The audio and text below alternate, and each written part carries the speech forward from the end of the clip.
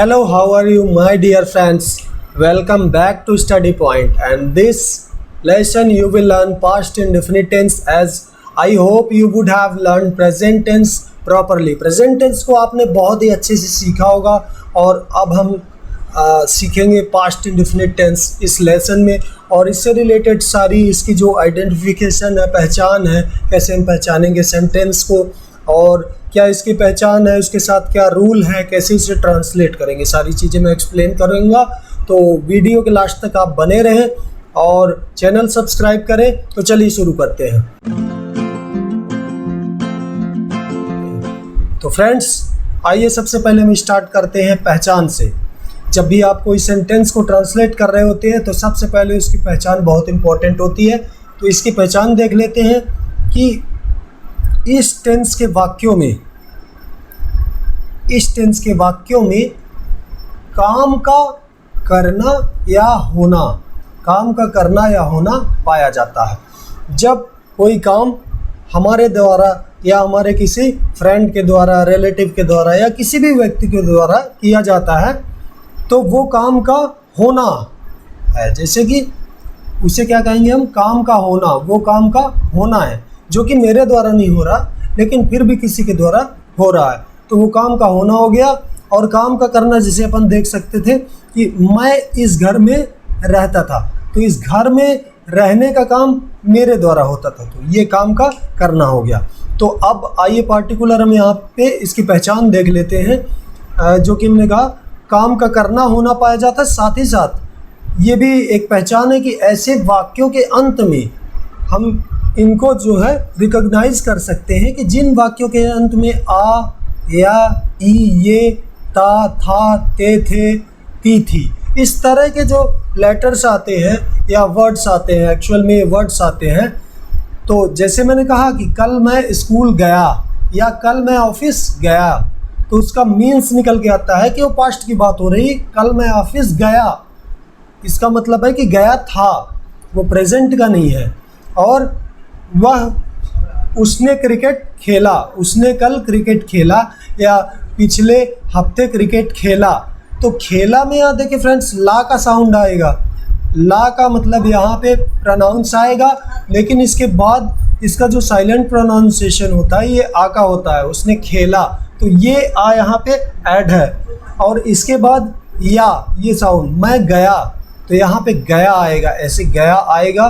तो ये या ऐसे आया, या वह मार्केट, वह बाज़ार गई, तो गई के लिए ऐसे इस तरह से लास्ट में गई होगा, तो यहाँ पे इस तरह से गई। तो इस तरह के जो भी सेंटेंसेस आते हैं, या गए आता है तो गए के लिए भी ऐसे यूज होगा। फिर हम बात करते हैं लास्ट में क्या आता है, ता, था या ते, थे, ती, थी।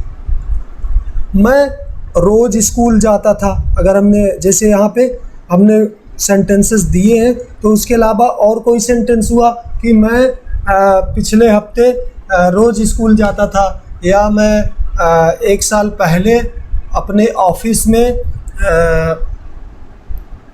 एक साल पहले मैं ऑफिस के कॉलोनी में रहा करता था या रहता था। तो इस तरह से सेंटेंसेस इसमें आते हैं। तो अब इसको हम जो है प्रॉपरली, जो भी आपके सेंटेंसेस हैं, मैं आपको इसको समझा देता हूँ, एक्सप्लेन कर देता हूँ। तो हमारा पहला सेंटेंस देखिए फ्रेंड्स, उसने कल मुझे एक कलम दिया था। He gave me a pen yesterday। तो फ्रेंड्स इससे रिलेटेड नोट के बारे में बात कर लेते हैं। नोट जो कि इम्पॉर्टेंट है। इस टेंस में कॉमन कन्फ्यूज़न ये है कि था, थी, थे के लिए हम वॉज वर्ब का यूज़ कर देते हैं। सोचते हैं कि ये पास्ट टेंस है तो गया था, तो था का मतलब ही वॉज वर्ब है, लेकिन ऐसा नहीं है। था का यूज़ होता ज़रूर पास्ट टेंस में है, लेकिन वो पास्ट कंटिन्यूअस टेंस में होता है, पास्ट कंटिन्यूअस टेंस में होता है, ना कि यहाँ पास्ट इंडेफिनिट में होता है। तो हमें भूल कर भी यहाँ पे वॉज वर्ब का यूज़ नहीं करना है, नहीं तो हमारे मार्क्स कट जाएंगे। और इसके बाद आइए हम बात कर लेते हैं फर्स्ट सेंटेंस की। उसने कल मुझे एक कलम दिया। He gave me a pen yesterday। तो अब आइए इसको समझते हैं कि हमें प्रॉपरली इसको कैसे यूज़ करना। तो आप यहाँ देख सकते हैं ही यहाँ पे यूज़ हुआ और यहाँ पे उसने। उसने क्या है, हमारा सब्जेक्ट है। उसने कल, ये पास्ट की बात हो रही है इसलिए इसमें कल मेंशन है। फिर मुझे एक कलम अर्थात पेन दिया। तो हमें यहाँ पे सबसे पहले फाइंड आउट करना है कि ये सेंटेंस पास्ट इंडेफिनिट का है कि नहीं। तो आप यहाँ देख सकते हैं कि दिया लिखा हुआ है, तो यहाँ पे आप देख सकते हैं दिया के अकॉर्डिंग ये यहाँ पे या आ रहा है। आप देख सकते हैं या, दिया, और यहाँ पे भी दिया, तो ये या आ रहा है। तो इसके लिए हम जो है आइडेंटिफाइड हो गया हमारा सेंटेंस कि ये पास्ट इंडेफिनिट का सेंटेंस है। उसके बाद हमें यहाँ सेपरेट करना है सब्जेक्ट वर्ब ऑब्जेक्ट। तो उसने, किसने पेन दिया, उसने दिया, तो ये सब्जेक्ट हो गया हमारा। फिर उसके बाद पेन हमारा ऑब्जेक्ट हो गया, और दिया, ये देना क्या हो गई, हमारी वर्ब हो गई। तो यहाँ पे उसने की जगह ही आ गया।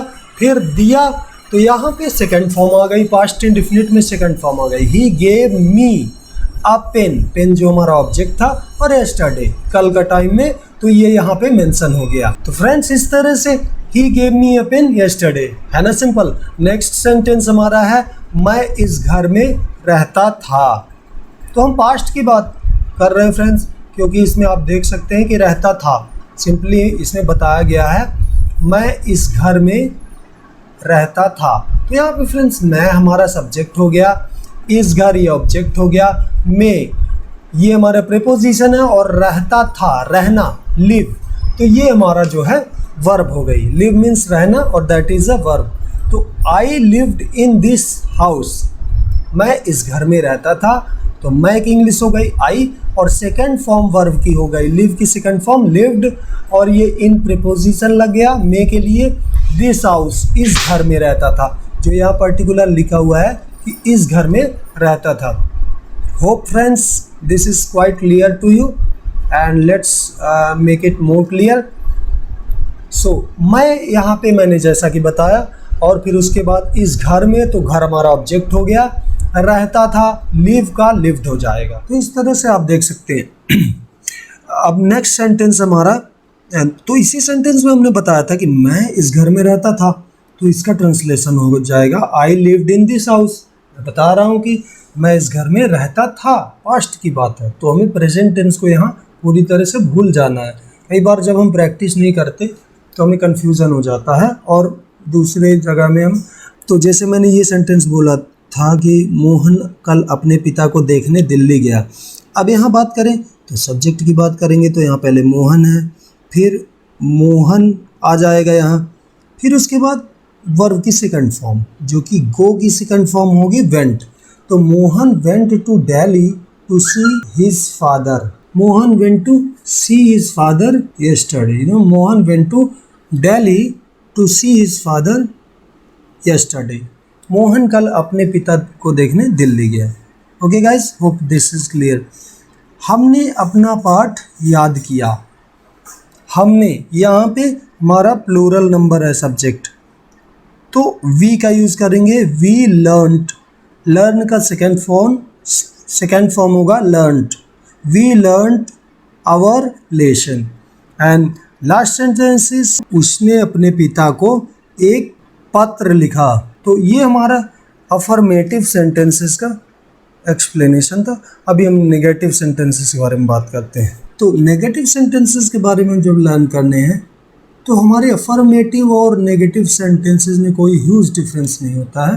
ये बात आपको समझनी चाहिए कि आपको सिर्फ नॉट का यूज़ करना है। तो नेगेटिव सेंटेंस में सब्जेक्ट के बाद डिड नॉट लगा देंगे। यूजुअली हम नॉट का यूज़ करते हैं, लेकिन यहाँ पे हमें डिड को भी मेंशन करना है। डिड नॉट का हम यूज़ करेंगे यहाँ। तो डिड नॉट लगाकर वर्ब की फर्स्ट फॉर्म को हम लगाते हैं। सेकंड रूल इज दैट यदि वाक्य में कभी नहीं आया हो, कभी नहीं, जैसे मैं ताजमहल देखने कभी नहीं गया, या मैं दिल्ली कभी नहीं गया, तो इस तरह से आता है तो हम नेवर का यूज़ वहाँ कर लेते हैं। एंड थर्ड इज नेवर के साथ डिड नॉट नहीं लगाते। जब भी हम कभी नेवर यूज़ करते हैं तो वहाँ डिड नॉट नहीं लगाते हैं, क्योंकि नेवर का मतलब ही मे बी कि आप कमेंट में पूछे कि नेवर के साथ डिड नॉट क्यों नहीं लगाते। तो मैं बता दूं कि नेवर इटसेल्फ ये नेगेटिव है। नेवर मीन्स कभी नहीं होता है। तो इसलिए नेवर के साथ डिड नॉट नहीं लगाया जाता है, केवल वर्ब की सेकेंड फॉर्म लगाते हैं। वह कल हॉकी नहीं खेला, ही डिड नॉट। अब यहाँ जैसे हमने आपको बताया था कि डिड नॉट का यूज़ करते हैं, यहाँ सब्जेक्ट आ गया तो ही डिड नॉट प्ले, यहाँ पे हमारी वर्ब आ गई क्योंकि हमने डिड नॉट का। यहाँ समझने वाली बात है फ्रेंड्स कि डिड नॉट के साथ जब हम डिड नॉट लगाएंगे नेगेटिव और इंटेरोगेटिव में हम फर्स्ट फॉर्म का ही यूज़ करेंगे, ना कि ऐसे करेंगे कि ही डिड नॉट प्लेड। अगर हम ऐसा करते हैं तो ये मिस्टेक मानी जाएगी, मानी क्या जाएगी, मिस्टेक हो ही जाएगी और हमें मार्क्स नहीं मिलेंगे। तो he did not play hockey yesterday. Same यहाँ पूरे में जब भी हम डिड नॉट यूज़ कर रहे हैं तो फर्स्ट फॉर्म यूज़ करेंगे। तो वह कल हॉकी नहीं खेला तो हमारा यहाँ हो जाएगा he did not play hockey yesterday. ध्यान रखिए, play hockey yesterday, not played hockey yesterday. And next is लड़कों ने अपना पाठ याद नहीं किया। उनका पाठ नहीं याद किया, लेकिन वो हमारे अकॉर्डिंग बोलने में कि अपना पाठ याद नहीं किया, लेकिन वो उनका पाठ के बारे में चूँकि हम बात कर रहे हैं। तो पर्सन के बारे में हमने आपको बताया है, first person, second person, third person previous lessons में। तो थर्ड एग्जांपल ले लेते हैं अपन, मैं कभी देर से नहीं आया। खैर मे बी कि कोई व्यक्ति हो देर से ना आता हो, लेकिन यूजुअली देखा है जहाँ तक लोग देर से ही आते हैं। तो आई नेवर केम लेट, यहाँ आपका सब्जेक्ट हो गया आई, उसके बाद नेवर का यूज़ किया गया है। इसके बाद नेवर के साथ हमने, जैसा कि मैंने यहाँ बताया था कि नेवर के साथ डिड नॉट नहीं लगाते हैं, तो यहाँ पे हमने नेवर के साथ डिड नॉट नहीं लगाया है। आई नेवर केम लेट, ये नेगेटिव है, नहीं आया, लेकिन यहाँ चूँकि नेवर है, कभी है ना, कभी नहीं आया, कभी देर से नहीं आया, तो I never came late. Next is तुम स्कूल नहीं गए, you did not go to school. यहाँ आप देख सकते हैं डिड नॉट का यूज़ हुआ है, तो हमने जो है फर्स्ट फॉर्म का यूज़ किया। Well friends, I hope that you learned negative sentences rules and uses identification, as you can recognize that this tense is belonging to the past indefinite। अब आते हैं interrogative sentences में, और इसमें भी कोई huge changes नहीं है। अब हम बात करेंगे रूल 1 की। तो रूल 1 क्या कहता है कि यदि वाक्य के बीच में मिडल में वेल, वाई, व्हाट, वेयर यदि प्रश्नवाचक शब्द हो तो सबसे पहले क्या करते हैं, सबसे पहले इनकी अंग्रेजी लिखते हैं। अगर हमारे सेंटेंस के बीच में कोई क्वेश्चन मार्क हो, जैसे कि हमने कहा कि वह कल ऑफिस क्यों नहीं आई, या वह कल ऑफिस क्यों नहीं गई, तो यहाँ पे क्यों जो सेंटेंस का हमारा जो भी वर्ड है क्यों, तो ये हमारे सेंटेंस के मिडिल में। तो यहाँ पे हम फिर ऐसे टाइप के सेंटेंसेस में हम क्या करते हैं कि फिर हम सबसे पहले उस वर्ड की इंग्लिश, उसके बाद फिर डिड, एंड देन फिर सब्जेक्ट या कि कर्ता, और फिर वर्ब की फर्स्ट फॉर्म लगाते हैं, वर्ब की फर्स्ट फॉर्म। एंड देन यदि प्रश्नवाचक शब्द हो तो सबसे पहले इनकी अंग्रेजी लिखते हैं, और उसके बाद फिर हम डिड लिखते हैं, फिर कर्ता मीन्स सब्जेक्ट, और फिर वर्ब की फर्स्ट फॉर्म आती है। तो ये रूल है नेगेटिव इंटेरोगेटिव सेंटेंसेस के लिए। तो इसका रूल यहाँ पे भी मेंशन्ड है, did plus subject plus first form of the verb. Then you can write here, like you can write here object and other words too, plus other words, यहाँ पे आप other words भी लिख सकते हैं। इसके बाद हम समझते हैं rule number 2। Rule number 2 says how much, how many, which, इनके साथ इनसे संबंधित नाउन भी आते हैं, इनसे जो रिलेटिव नाउन्स होते हैं वो भी इनके साथ आते हैं। और अकॉर्डिंग टू रूल नंबर 3, अगर वाक्य में कोई प्रश्नवाचक शब्द ही कर्ता का कार्य कर रहा हो तो पहले उसकी अंग्रेजी फिर सेकंड फॉर्म ऑफ वर्ब लिखते हैं। क्या तुम ऑफिस नहीं गई, अगर इस टाइप का सेंटेंस आता है क्या तुम ऑफिस नहीं गई, तो इसका मतलब क्या तुम ऑफिस नहीं गई थी, पास्ट के अकॉर्डिंग है। क्या कि बोल सकते हैं क्या वह स्कूल नहीं गया, या गया था भी आ सकता है। तो ये पास्ट इंडेफिनिट के अकॉर्डिंग है। अब बात करते हैं रूल नंबर 4 की। रूल नंबर 4 से अगर वाक्य में प्रश्नवाचक शब्द हु, ये जो हु है यही कर्ता का कार्य कर रहा हो तो पहले उसकी इंग्लिश हम लिखेंगे, फिर सेकंड फॉर्म ऑफ वर्ब लाते हैं। तो हम यहाँ पे अगर हमारा हु, अगर यहाँ पे हम कौन का शब्द हो, कौन वर्ड हो हिंदी से, तो हम यहाँ पे उसको हु की, उसको इंग्लिश में हु लिख देंगे। फिर इसके बाद वर्ब की जो है सेकंड फॉर्म लाएंगे, क्योंकि पास्ट इंडेफिनिट में अपन सेकंड फॉर्म ही यूज करते हैं। And rule number 5, interrogative negative वाक्य इंटेरोगेटिव सेंटेंस की तरह बनाते हैं। इंटेरोगेटिव नेगेटिव सेंटेंस जो हम बनाते हैं वो सिमिलरली इंटेरोगेटिव सेंटेंस की तरह होता है, केवल कर्ता के बाद नॉट और लगा देते हैं। ओनली दिस माइनर डिफरेंस, कोई मेजर नहीं है, बस इतनी सी बात आपको इंटेरोगेटिव प्लस निगेटिव में ध्यान रखनी है। इंटेरोगेटिव प्लस निगेटिव है तो इसमें हमें माइनर यही चेंज होगा।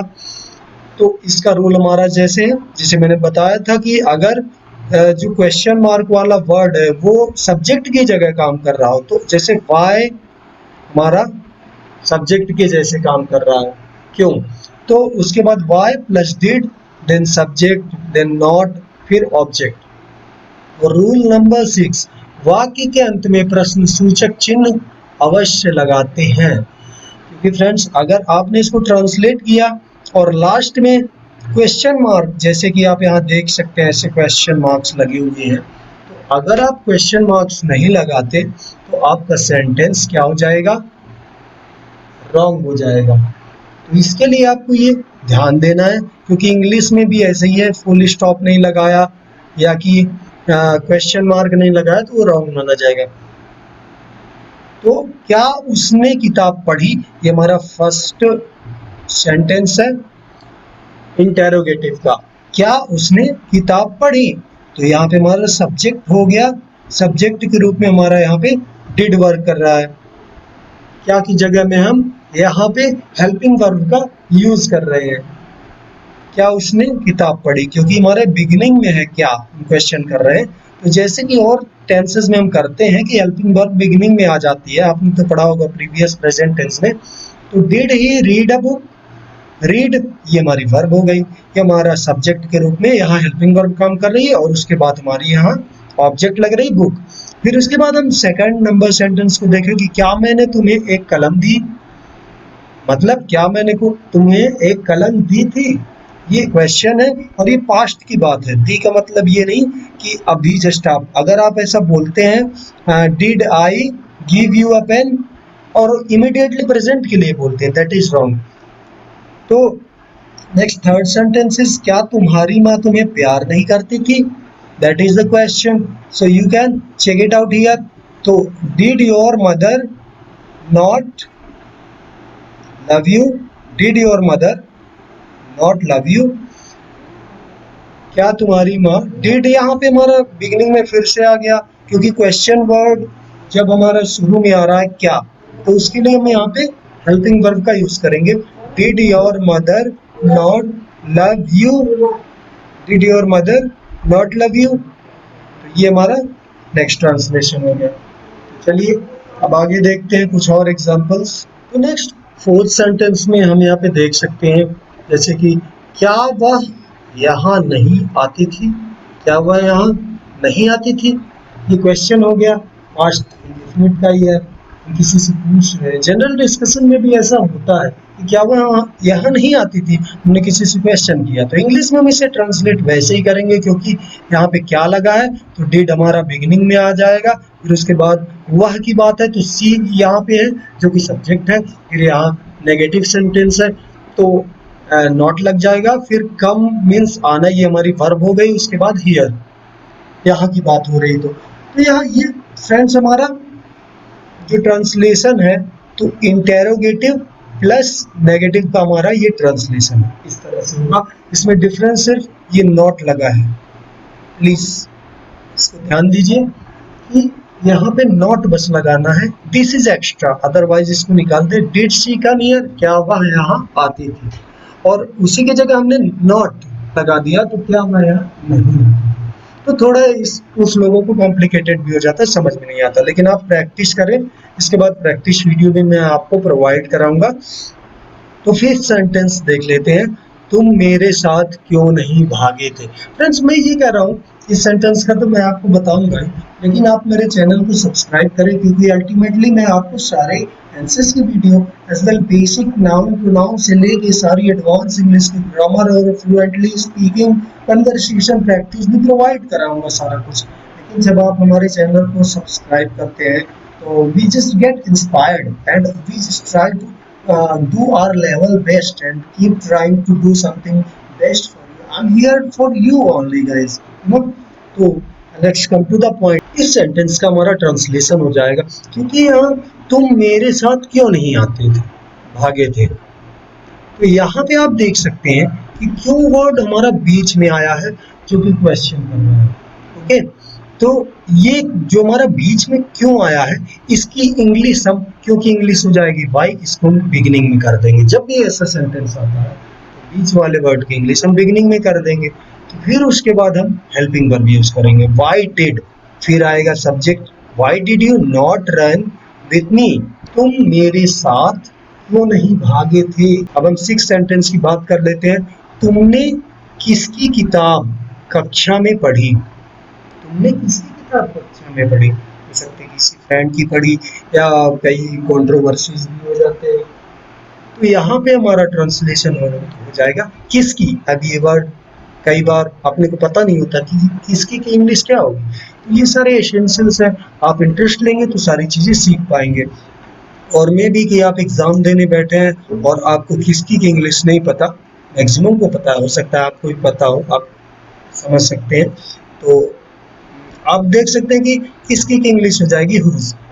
तो हमने क्वेश्चन किया है कि तुमने किसकी किताब कक्षा में पढ़ी, तो हम कर देंगे हुज बुक, किसकी किताब, डिड यू, आपने पढ़ी, रेड इन द क्लास, ध्यान दीजिएगा रीड नहीं, दैट इज नॉट, इसका स्पेलिंग सेम है बट प्रोनाउंसिएशन यहाँ होगा रेड, रीड रेड रेड।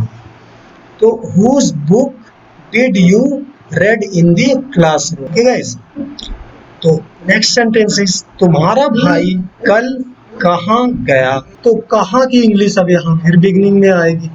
तो वेयर डिड योर ब्रदर, यहाँ पे सब्जेक्ट है your brother, where did your brother go yesterday, go ये हमारी वर्ब हो गई, यस्टरडे हमने आपको बताया था कि जब हम डिड का यूज करेंगे तो हम वर्ब की फर्स्ट फॉर्म लगाएंगे, यहाँ पे ये गो वर्ब की फर्स्ट फॉर्म है। नेक्स्ट इज मोहन कब लौट कर आया, तो यहाँ पे सब्जेक्ट हमारा मोहन है, लेकिन यहाँ पर कब लगा हुआ है, तो ये सब्जेक्ट के जैसे काम करेगा और शुरू में आ जाएगा। कब की इंग्लिश होती है व्हेन, तो ये हमारा हो जाएगा व्हेन। फिर उसके बाद हेल्पिंग वर्ब हमारी आएगी when did Mohan return, Mohan कब लौट कर आया, मोहन सब्जेक्ट है और ये क्वेश्चन वर्ब यहाँ बिगिनिंग में आ जाएगा, डिड मोहन कब, व्हेन डिड मोहन रिटर्न, तो इस तरह से होगा। अब नेक्स्ट हम नाइन्थ सेंटेंस देख लेते हैं। अब यहाँ देखते हैं नेक्स्ट सेंटेंस में कितने लड़के कक्षा में नहीं आए, तो यहाँ पे कितने हमारा क्वेश्चन शुरू में आ रहा है, कितने लड़के के लिए हम क्या यूज करेंगे, बड़ी बात यहाँ पे ये, कई केसेस में हमें नहीं पता होता जब हम बिगिनर होते हैं, तो कितने के लिए हम हाउ मेनी का यूज करते हैं। कुछ लोग यहाँ मिस्टेक करते हैं, हाउ मेनी की जगह हाउ मच लगा देते हैं। तो यहाँ ध्यान देने वाली बात है, ये जो मेनी है, तो मेनी का मतलब होता है, हाउ मेनी हम तब यूज करते हैं, मेनी जो है काउंटेबल नाउन है, हाउ मेनी जब कुछ भी हम काउंट कर सकते हैं, तो ये काउंटेबल नाउन है। और जबकि हाउ मच जो चीज़ हम काउंट नहीं कर सकते, तो वहाँ पे हम हाउ मच का यूज करते हैं, हम वहाँ पे हाउ मच का यूज करते हैं। ये मिस्टेक कॉमन लगती है, लेकिन ये मार्क्स कट सकते हैं इसमें, और आप एरर कहीं कर सकते हैं और आपकी इंसल्ट भी हो सकती है इसमें। तो how many boys did not come to the class, how many boys did not come to the class, कितने लड़के कक्षा में नहीं आए। तो आप ये देख सकते हैं, सिंपल ट्रांसलेशन है। चलिए सेंटेंस नंबर 10 को देख लेते हैं। उस बच्चे ने कितना दूध पिया। यहाँ पे लगता है कि ये ट्रांसलेशन थोड़ा डिफिकल्ट है, लेकिन आप जब प्रैक्टिस करेंगे अपने से कॉपी पेन लेके या ऐसे कन्वर्सेशन करेंगे तो सिंपल होगा। तो उस बच्चे ने कितना दूध पिया। अब उस बच्चे की इंग्लिश यहाँ पहले नहीं आएगी, जो कि शुरू में दिख रहा है, रूल चेंज हो जाएगा, कितना पहले आ जाएगा। तो कितना, अब दूध की कोई क्वांटिटी नहीं होती, जैसे कि हमने ये बात किया था हाउ मच, यहाँ पे हम यूज करेंगे हाउ मच, क्योंकि मिल्क को हम काउंट नहीं कर पाते। लीटर में हम उसे एक्सप्लेन करते हैं, लेकिन हम उसे डायरेक्टली काउंट नहीं कर सकते। जबकि अगर हम कोई भी आपका जो भी जैसे बनाना है या ऑरेंज है या कोई भी फ्रूट्स है, तो उसको अपन काउंट कर सकते हैं। तो यहाँ पे हाउ मच ही लगेगा। अगर ऑयल है उसके लिए भी हाउ मच होगा, अनकाउंटेबल। व्हीट है, व्हीट ग्रेन्स है, हाउ मच। तो ये चीज आप प्लीज ध्यान में रखिए।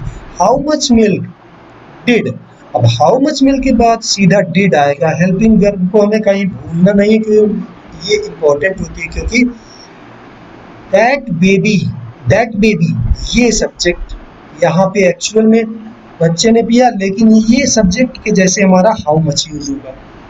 तो how much milk did that baby drink, यहाँ पे क्वेश्चन मार्क लगाना ना भूलें। अब लास्ट देख लेते हैं 11th, तुम्हारे घर कल कौन आया।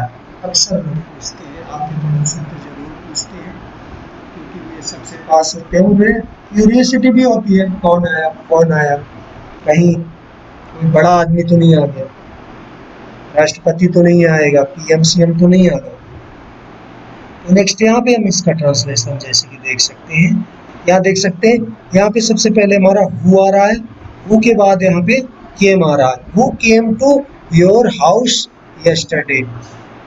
यहाँ पे भी हम देखें कौन आया, तो कौन की इंग्लिश यहाँ पे हमारी सबसे पहले आ गई हु, और फिर आई होप फ्रेंड्स की this lesson of past indefinite was useful to you. और अगर आपको इसमें कोई क्वेश्चन होता है तो कमेंट बॉक्स में आप जरूर पूछ सकते हैं।